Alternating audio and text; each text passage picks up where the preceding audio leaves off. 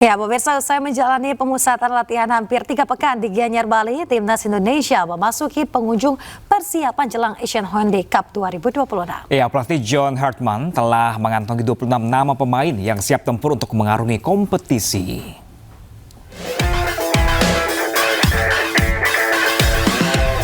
Timnas Indonesia telah mencapai akhir masa pemusatan latihan jelang melakoni laga di ASEAN Hyundai Cup 2026. Selama pemusatan latihan, seluruh pemain difokuskan pada peningkatan kondisi fisik, pembentukan taktik, serta membangun kekompakan tim. Dalam fase kedua, skuad Garuda juga menjalani laga uji coba tertutup melawan Bali United di Stadion Kapten Iwayan Dipta Gianyar. Bagi tim pelatih, hasil pertandingan bukan menjadi prioritas, melainkan menilai perkembangan permainan dan penerapan taktik yang telah dilatihkan selama pemusatan latihan. So, the result wasn't that important. What was important was the process, to see players get minutes in their legs, and more importantly, to see our tactical identity start to come out against good opposition. So all in all, it was a good day for us, and we've seen progress. John Hartman mengungkapkan telah menetapkan 26 nama yang akan dibawa dalam turnamen. Itu artinya ada penambahan 2 pemain dari 24 pemain yang dibawa saat laga uji coba melawan Bali United. Dari Gianyar, Bali, Ketut Catur Kusumaningrat, iNews melaporkan. Pemain bertahan Timnas Indonesia Jordi Amat optimistis Indonesia akan meraih hasil positif di ASEAN Hyundai Cup 2026. Ya, Jordi Amat menilai chemistry para pemain terjalin sangat baik dalam menerapkan taktik yang diinginkan oleh pelatih. Dan pemirsa, usai sudah kebersamaan kita dalam iNewsroom pagi hari ini. Temukan informasi-informasi terbaru lainnya di www.inews.id. Cuplikan tayangan berita iNews dapat Anda saksikan di kanal YouTube @official iNews. Ya, pemirsa, saksikan terus iNewsroom pagi setiap Senin sampai Jumat mulai pukul 7.15 waktu Indonesia bagian Barat. Selanjutnya pemirsa, Anda akan menyaksikan lapor polisi bersama rekan kami Camar Haenda. Saya Pram Senji dan rekan saya Smantania, pamit undur diri. Terima kasih, selamat pagi dan sampai jumpa.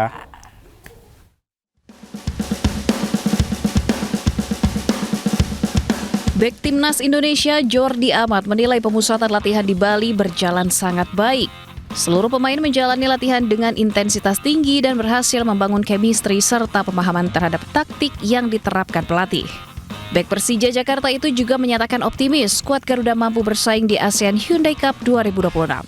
Meski menyadari persaingan di grup A akan berlangsung ketat, dirinya menegaskan seluruh pemain kini fokus melakukan pemulihan dan memaksimalkan persiapan demi meraih kemenangan pada laga perdana. It's a great place. We are very happy. We are enjoying the pre-camp. To be honest, we are playing and we are training like really hard. The other day against Bali was a great test, a good performance. So very happy to be here, to be honest. Optimistic in the AFF Cup?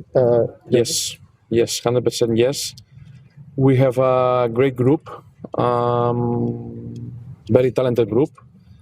And also I think that we have a clear idea of football, so that's very, very important for us.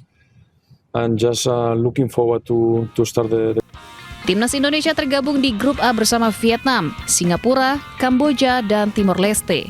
Skuad Garuda akan mengawali perjuangan menghadapi Kamboja 27 Juli mendatang di Stadion Pakansari, Kabupaten Bogor, Jawa Barat. Dari Gianyar, Bali, Ketut Catur Kusumaningrat, iNews melaporkan. Halo, selamat pagi pemirsa, selamat pagi Pram. Selamat pagi Yasmin dan juga pemirsa, selamat datang di iNewsroom pagi pemirsa. Apa kabarnya Anda hari ini pemirsa di hari Jumat? Tampaknya baik ya, menjelang akhir pekan ya. Pastinya jelang akhir pekan pemirsa, beberapa jam lagi kita menuju weekend. Betul. Pasti udah pada rencana nih untuk besok mengisi libur. Nah, kalau Pram sendiri sudah ada rencana untuk akhir pekan Udah dong, pastinya akan belanja, tapi belanja sesuai dengan kebutuhan pemirsa. Indeks ekonomi kita hemat-hemat aja ya. Harus hemat-hemat ya. Tapi mungkin juga ada pemirsa yang pengen liburan ke alam bebas, ataupun ke pantai dan lain sebagainya. Aku kalau nggak jauh ke Ragunan tuh biasa penuh tuh tiap weekend. Karena harganya juga murah ya. Ini juga tentunya harus mempersiapkan berbagai hal, dan yang terpenting adalah tetap jaga diri dan juga jaga keselamatan ya. Betul, jaga isi dompet pemirsa. Betul. Ya pemirsa, kami akan membahas sejumlah topik pemirsa. Ini berita utama secara mendalam, komprehensif dan juga tentunya eksklusif. Ya, sebagai pembuka Newsroom pagi kali ini kami memiliki informasi terkait dengan untuk keempat kalinya secara berturut-turut aksi unjuk rasa terjadi di depan Gedung Kejaksaan Agung. Ya, masa ini menuntut Kejagung segera menangkap ex-Jampisus Febri Adriansyah. Massa dan mahasiswa kembali menggelar aksi unjuk rasa di depan Gedung Kejaksaan Agung Jakarta. Massa menuntut Kejagung segera menangkap ex-Jampisus Febri Adriansyah. Mereka juga mendesak Kejagung kembali menggeledah rumah Febri guna mencari barang bukti baru kasus tindak pidana pencucian uang. Aksi ini merupakan yang keempat kalinya terjadi di Kejaksaan Agung pasca Polri melimpahkan kasus Febri Adriansyah ke Kejagung. Meski sempat terjadi aksi dorong, demonstrasi berjalan lebih kondusif dari aksi sebelumnya.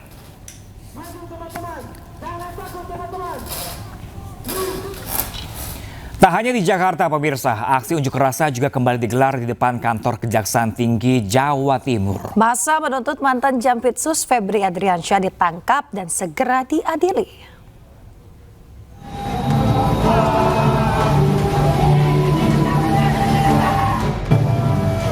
Gabungan Aliansi Masyarakat kembali menggelar aksi unjuk rasa di depan kantor Kejaksaan Tinggi Jawa Timur. Dalam aksinya, massa melakukan pembakaran ban dan melempari poster mantan Jampitsus Febri Adriansyah dengan telur busuk.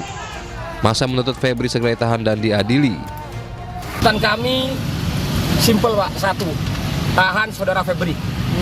Tangkap dan tahan saudara Febri. Itu tuntutan kami.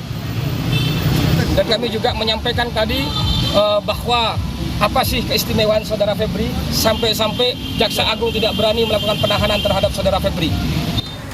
Aksi unjuk rasa berakhir setelah sejumlah perwakilan bertemu dengan pihak Kejati Jatim. Massa mengancam akan kembali melakukan aksi unjuk rasa jika tuntutan mereka tidak dipenuhi. Dari Surabaya, Jawa Timur, Hari Tambayong, iNews melaporkan. Ya, pemirsa, mangkir karena sakit ex-Jampitsus Febri Adriansyah dijadwalkan diperiksa lagi hari ini. Ya, Kapus Penkum Kejaksaan Agung sebelumnya telah melayangkan pemanggilan terhadap 4 orang di perkara dugaan TPPU.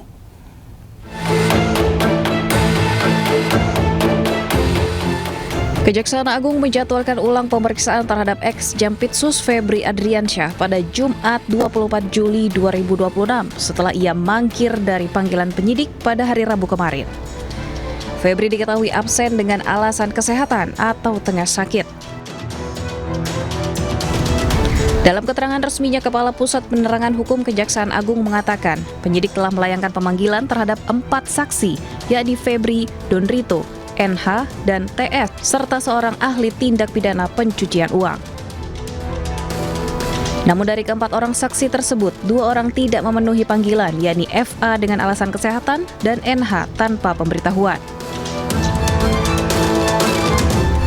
Febri Adriansyah dan Donrito merupakan tersangka kasus dugaan korupsi dan tindak pidana pencucian uang atau TPPU. Keduanya ditetapkan tersangka oleh Korps Pemberantasan Tindak Pidana Korupsi Polri dan di Treskrimsus Polda Metro Jaya yang kini perkaranya telah dilimpahkan ke Kejaksaan Agung. Tim Liputan iNews melaporkan. Pengacara Hotman Paris Hutapea resmi mengundurkan diri sebagai kuasa hukum tersangka dugaan korupsi dan TPPU di PT Asabri Febri Adriansyah. Keputusan ini diambil agar Hotman dapat fokus memulihkan kesehatannya. Pengacara Hotman Paris Hutapea resmi mengundurkan diri sebagai kuasa hukum tersangka dugaan korupsi dan TPPU di PT Asabri Febri Adriansyah. Keputusan ini diambil agar Hotman dapat fokus memulihkan kesehatan pasca operasi saraf terjepit yang dinilainya kian memburuk. Hotman menjelaskan pemulihan kesehatannya terganggu karena memaksakan diri kembali bekerja sebelum masa istirahat 2 minggu pasca operasi bius total di Singapura pada 9 Juli 2026. Rasa sakit yang merambat dari pinggang hingga kaki membuatnya khawatir berisiko lumpuh jika terus menangani perkara berat. Hotman mengklaim harus mengonsumsi pereda nyeri sebelum terbang untuk pemeriksaan lanjutan. Di awal Juli saya sudah bolak-balik ke Medistra, termasuk Ibu Dokter Teni yang ngerawat. Terus saya akhirnya operasi saraf kejepit di rumah sakit di Singapura, di Novena. Di sana udah operasi tanggal 9. Persis kasus teman kita itu lagi rame. Terus menurut dokter di sana 2 minggu nggak boleh kerja. Anda tahu kan saya kerja 2 minggu ini, yang Anda tahu lah kasusnya kan. Ya akhirnya makin parah, aku sangat khawatir, katanya kalau takut jadi lumpuh. Jadi dokter sana sudah marah-marah, kenapa kerja gitu loh, ya. Jadi atas dasar pertimbangan itulah saya sudah dari 2 hari lalu sudah kasih tahu ke klien saya, sekarang jadi mantan, Febri Jampitsus, saya mengundurkan diri, Terkait kelanjutan kasus, Hotman memastikan proses hukum Febri tetap berjalan meski ia mundur sebagai kuasa hukum mantan Jampitsus Kejagung. Hotman juga membantah keras rumor di media sosial yang mengaitkan pengunduran dirinya dengan isu pajak atau kepemilikan puluhan cabang bisnis.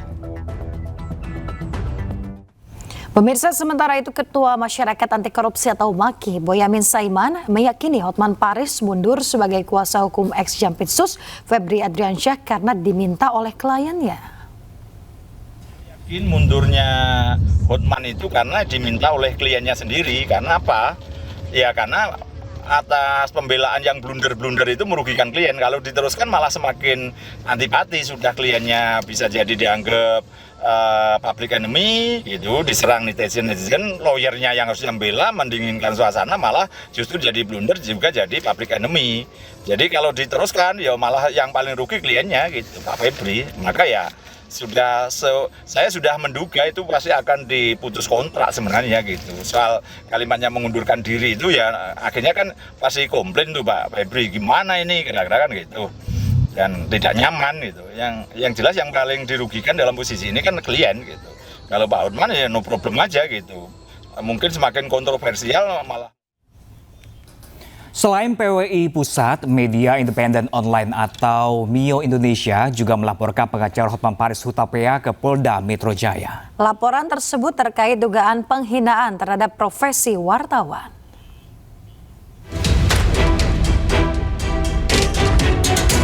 Media independen online Indonesia melaporkan pengacara kondang Hotman Paris Hutapea terkait kasus dugaan penghinaan profesi wartawan.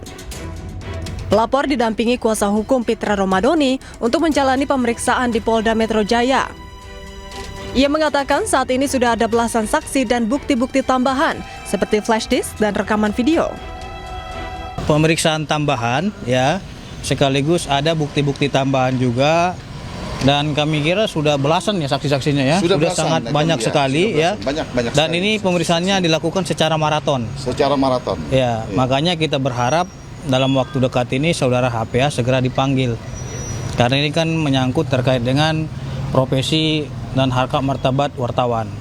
Ya, kalau memang yang bersangkutan itu berkilah, saya kan bertanyanya kepada individu. Persoalannya adalah itu dalam agenda konferensi pers. Di situ dihadiri oleh berbagai wartawan. Apakah etis dan layak dibilang seperti itu di hadapan wartawan? Sebelumnya, Persatuan Wartawan Indonesia atau PWI Pusat melaporkan pengacara Hotman Paris ke Polda Metro Jaya atas dugaan pelecehan terhadap profesi wartawan saat jumpa pers terkait kasus mantan Jampitsus Febri Adriansyah. Usai menuai kritik keras atas ucapannya kepada seorang jurnalis, Hotman menyampaikan permintaan maaf kepada wartawan dan organisasi wartawan Indonesia. Pernyataan maaf dari saya Hotman Paris sehubungan dengan himbauan Persatuan Wartawan Indonesia PWI dan juga rekan-rekan wartawan lainnya. Dengan ini saya menyatakan maaf sebesar-besarnya atas pernyataan saya pada waktu konferensi pers di kasus mantan Jampitsus. Waktu itu sudah sama-sama emosional, tetap saya menyatakan maaf kepada wartawan tersebut maupun kepada organisasi wartawan di seluruh Indonesia. Karena selama ini juga saya sangat...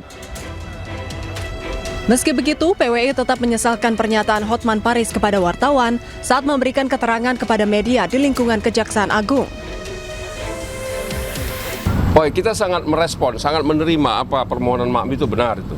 Nah, kita terima dan itu disampaikannya lewat video di Instagramnya ya, disampaikannya.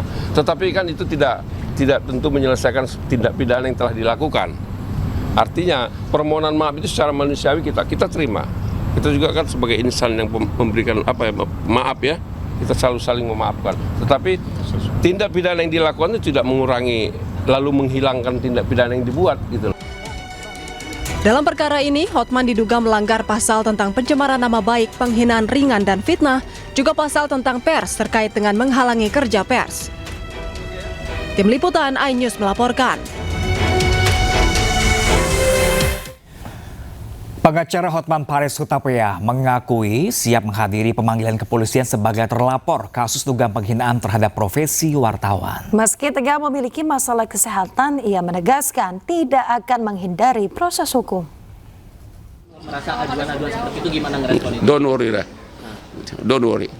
Seandainya Bang diminta. Itu kan dari orang ke orang. Kan gua terangin dia panjang lebar, dia terus ngotot, akhirnya harusnya jawabannya, lu ngerti nggak sih? Gue bilang sama saja dengan otak, lu punya otak sih kok nggak ngerti itu loh. Dan itu ke oknum lu, bukan ke organisasi. Jadi itu delik aduan, bukan delik pers gitu loh. Tapi seandainya Abang diminta untuk klarifikasi, ya pasti datang lah kalau dipanggil. Aduh, gua kan tak cukup itu aja bu, ya. Jadi nggak ada apa-apa, itu nggak masalah. Kalau gue bilang, lu ngerti nggak sih? Itu artinya lu itu siapa? Ya kau kan? Kau itu siapa? Perorangan. Gua kan nggak pernah menyinggung lembaga pers. Dan juga itu bukan ke press conference, itu kan doorstop. Pemirsa, sementara pakar hukum pidana Abdul Fikar menyebut pengabulan eksepsi Dr. Tifa tidak menghentikan pokok perkara kasus pencemaran nama baik. Ya, jaksa bisa mengajukan konstruksi dakwaan baru untuk melanjutkan proses hukum. Artinya dakwaan itu menjadi batal, ya, dinyatakan tidak diterima eksepsinya, kemudian batal majelis hakim menyatakan batal dakwaan, maka dakwaan itu menjadi batal. Tetapi batalnya dakwaan itu tidak menghapuskan perkaranya. Gitu. Artinya apa? Artinya jaksa masih punya hak atau kewenangan untuk mengajukan konstruksi baru dari dakwaan, dari konstruksi peristiwanya. Nah, peristiwanya seperti itu, kemudian dakwaannya harus dibuat sedemikian rupa sehingga dia tidak dinyatakan kabur. Bukan berarti bahwa Dr. Tifa itu bebas sementara, ya, artinya bebas tidak disidang, ya, karena dia bebas dari dakwaan yang sudah dibatalkan. Tetapi pokok perkaranya atau materi perkaranya, ya, perkara pencemaran nama baiknya itu masih tetap hidup. Artinya jaksa masih punya kesempatan merubah konstruksi dakwaan dan mengajukan kembali untuk disidangkan kembali. Saya kira begitu. Sejalan dengan Abdul Fikar, praktisi hukum Egy Sujana mengingatkan Dr. Tifa untuk tidak terlalu berbesar hati. Sesuai pasal 75 ayat 4, jaksa penuntut umum dapat mengajukan dakwaan baru dalam 7 hari ke depan pasca putusan sela. Sepertinya mereka tidak paham gitu loh, atau tidak mengerti saya. Kok euforia seolah-olah kasusnya menang dan langsung hal-hal yang bersyukur itu, syukur sih wajib, bagus kita mensyukuri sesuatu. Tapi ini belum akhir, belum. Masih ada peluang dari jaksa untuk dakwaan yang diulang gitu loh. Nah, KUHP yang baru pasal 75 ayat 4 menyatakan boleh dapat diulang. Tapi persoalannya di waktu 1 minggu. Nah, saya duga dengan keras kalau jaksa penuntut umum tidak lakukan dakwaan ulang terhadap putusan sela ini, diduga ada permainan yang menyesatkan gitu loh. Sementara itu pemirsa, sidang pra-peradilan jilid ketiga Roy Suryo yang digelar di Pengadilan Negeri Jakarta Selatan ditunda hingga 29 Juli 2026. Ya, penundaan disebabkan oleh ketidakhadiran pihak kejaksaan selaku turut termohon. Pengadilan Negeri Jakarta Selatan menunda sidang pra-peradilan yang dilayangkan oleh Roy Suryo terkait ganti rugi atas pengabulan perkara pra-peradilan penggeledahan, penangkapan, dan penahanan dalam kasus tudingan ijazah palsu Presiden ke-7 RI Joko Widodo. Sidang pra-peradilan jilid 3 Roy Suryo ini ditunda hingga 29 Juli 2026 pekan depan. Penundaan disebabkan oleh ketidakhadiran pihak kejaksaan selaku turut termohon dalam perkara tersebut. Untuk itu, Hakim Tunggal memutuskan untuk menjadwalkan ulang persidangan guna memastikan kehadiran seluruh pihak terkait.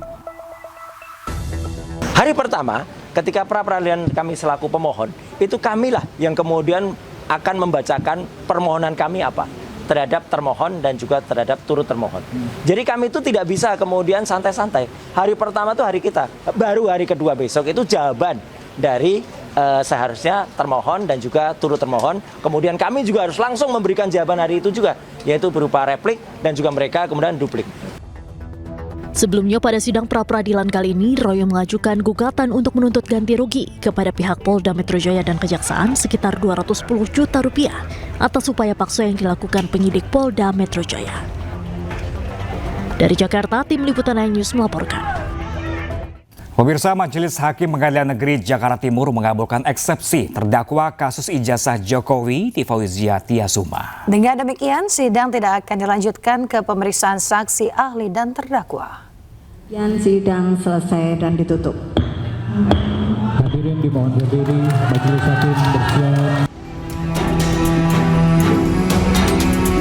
Suasana sidang eksepsi Tifauzia Tiasuma atau Dr. Tifa riuh setelah Hakim Pengadilan Negeri Jakarta Timur menerima eksepsi terdakwa kasus tudingan ijazah palsu Presiden ke-7 RI Joko Widodo.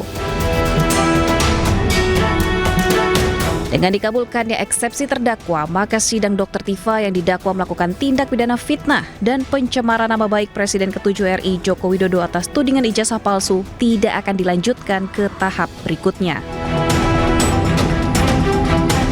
Memperhatikan ketentuan pasal 75 ayat 2 huruf B, ayat 3, dan pasal 206 ayat 1 Undang-Undang Nomor 20 Tahun 2025 tentang Kitab Undang-Undang Hukum Acara Pidana serta peraturan perundang-undangan lain yang bersangkutan, mengadili, menyatakan perlawanan dari tim advokat terdakwa tersebut diterima, menyatakan surat dakwaan penuntut umum nomor register perkara PDM-DATAR133-M-1-14/06/2026 tanggal 22 Juni 2026 atas nama terdakwa Tifauzia Tiasuma batal demi hukum.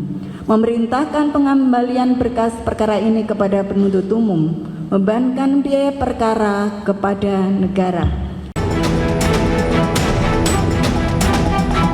Hakim mengembalikan berkas perkara atas nama Dr. Tifa ke Jaksa Penuntut Umum dan membebankan biaya perkara kepada negara. Selanjutnya, Jaksa Penuntut Umum memiliki kesempatan untuk mengajukan perlawanan dengan menyusun ulang dakwaan. Tim Liputan iNews melaporkan. Ya, pemirsa, Majelis Hakim Pengadilan Negeri Jakarta Timur mengabulkan eksepsi yang diajukan Dr. Tifa. Ya, Majelis Hakim menilai surat dakwaan yang disusun oleh JPU tidak memenuhi syarat material karena disusun secara tidak cermat.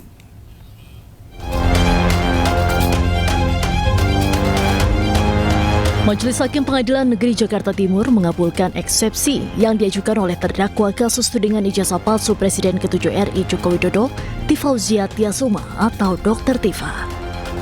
Majelis Hakim menilai surat dakwaan yang disusun Jaksa Penuntut Umum tidak memenuhi syarat material karena disusun secara tidak cermat.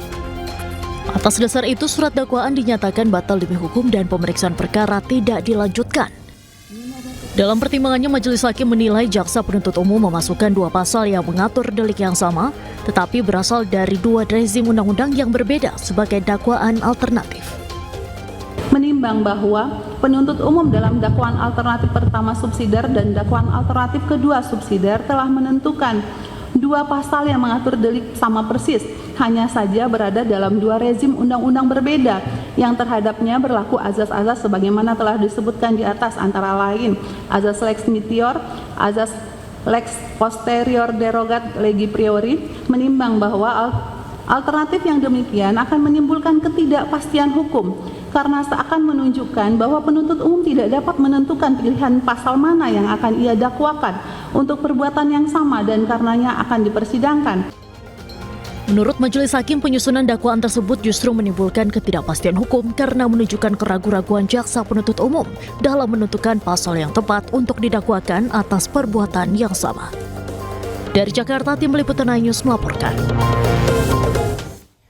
Setelah Pengadilan Negeri Jakarta Timur mengabulkan eksepsinya, terdakwa pencemaran nama baik dan fitnah ijazah palsu Jokowi, Dr. Tifa memastikan tetap akan memperjuangkan kebenaran terkait pembuktian ijazah Jokowi. Ya, Tifa tetap akan berjuang membuktikan hasil penelitiannya mengenai ijazah Jokowi. Sidang selesai dan ditutup.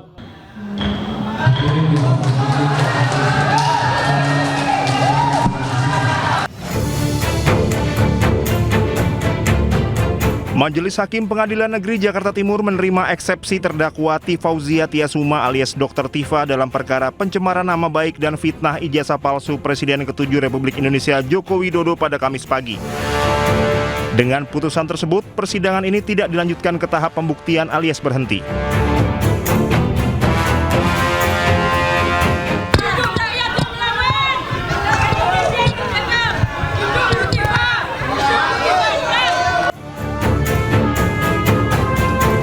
Setelah mendengarkan pengucapan putusan, Dr. Tifa menyatakan putusan ini tidak menyurutkan langkahnya untuk membongkar perkara ijazah Jokowi. Tifa tetap akan berjuang membuktikan hasil penelitiannya mengenai ijazah Jokowi. Tifa menambahkan perjuangan ini merupakan bentuk komitmen dari awal dirinya bersama tim kuasa hukum termasuk Roy Suryo yang juga terseret kasus ijazah Jokowi.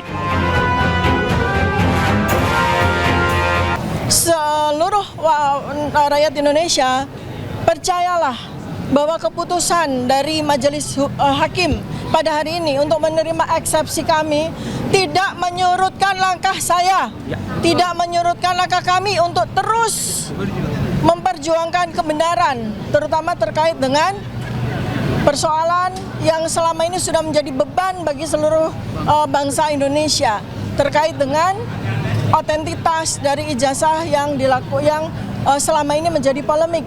Sehingga apa? Sehingga ke depan kita tidak perlu harus menemui persoalan ini lagi pada presiden-presiden maupun pejabat-pejabat berikutnya. Ini yang paling pokok. Dengan batal demi hukum ini, apa yang dimaknai apa? Bahwa perkara ini tidak layak dipersidangkan. Ini bukan perkara pidana. Mau dibuat apapun pasti akan membingungkan kalau dibuat pidana. Bayangkan saja bagaimana kita tidak bingung. Adanya suatu wawancara dengan Aiman Wicaksono yang itu hanya dilakukan dalam bentuk pemusatan atau fokus pada foto, ya, itu dikatakan perbuatan pidana mengubah, merusak. Bagaimana? Ijazah yang otentik. Bagaimana? Sebelumnya, Majelis Hakim Pengadilan Negeri Jakarta Timur menerima eksepsi terdakwa Tifauzia Tiasuma alias Dr. Tifa dalam perkara pencemaran nama baik dan fitnah ijazah palsu Jokowi pada Kamis pagi. Persidangan ijazah ini tidak dilanjutkan ke tahap pembuktian. Majelis Hakim menyatakan berkas perkara Dr. Tifa beserta seluruh barang bukti harus dikembalikan kepada jaksa penuntut umum.